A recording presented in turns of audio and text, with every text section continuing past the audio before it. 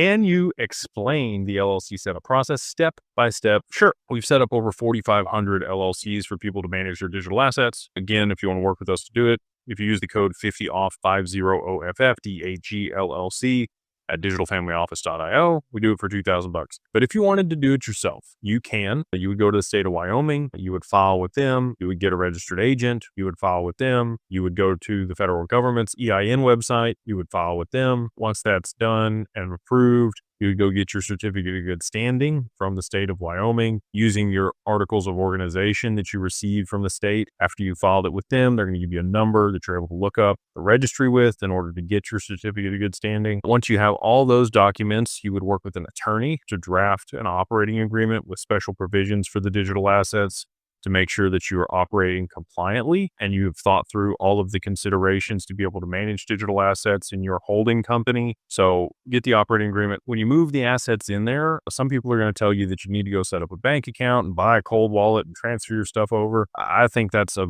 bunch of extra steps that you don't need to do. I would rather use the assets as the capital contribution to start the business. This needs to be a single member entity, or again, if you're in a state where a qualified joint venture works, you can also do a family limited partnership. It's a lot more complicated, probably going to cost you a bit more on the operating agreement on that one for you and your family. And you're going to have some other considerations about, when people die or partners want to leave or different things happen. When you move the assets into the corporation, you're going to just list them on the capital contributions page on the operating agreement. That's going to be the wallet address, the asset that you're moving in there, the amount of the asset. So, however many decimal places of the asset that you have, and then the dollar amount on the day of transfer. You get that page notarized. You can list as many assets as you want, as long as you have a separate wallet for each one. And you're basically gifting your cold wallet into the company to be able to trade that for the equity. So now the assets are in the corporation. You own the equity. They are a member managed LLC most of the time, where you are the member and you are the manager and you're managing and have control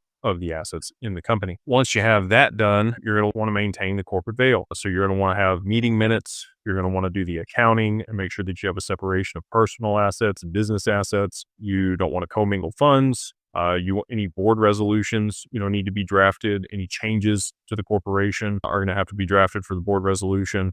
If you need to make any changes, in how you're going to run the business, those would be amendments to the operating agreement. Hopefully that explains it to you end to end.